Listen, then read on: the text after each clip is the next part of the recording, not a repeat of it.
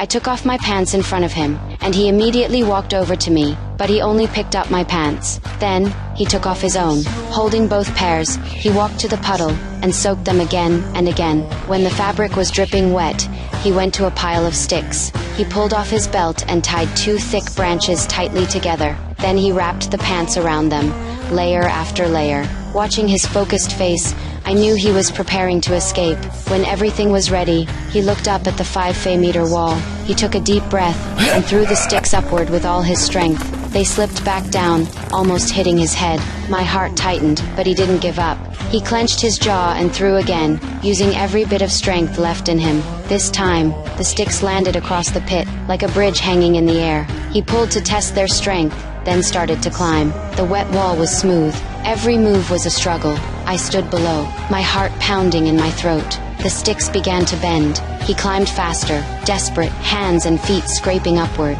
Just as he was about to reach the top, his foot slipped.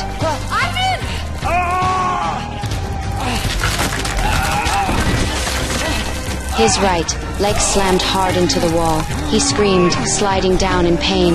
That scream froze my blood. I ran to him and saw a deep gash in his leg.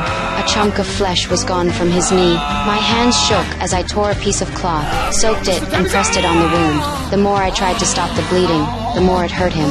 My hands trembled. I didn't know what to do. Then rain started falling, heavier and heavier, pouring into the pit. Water rose fast around us. I couldn't swim. Fear swallowed me whole. I thought the rain would drown us, but he smiled. He watched the water rise, calm and steady. He said once the water was deep enough, we could float out. Then my foot slipped. I fell straight into the water.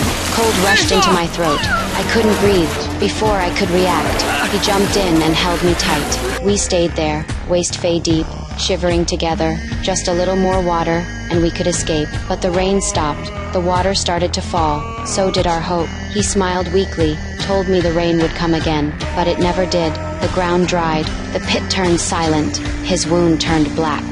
Dark spots spread around his eyes. Fear crept up my spine. He knelt in the dirty water, laughing, drinking it, chewing on something I couldn't see. I trembled, stepped back slowly, and called his name.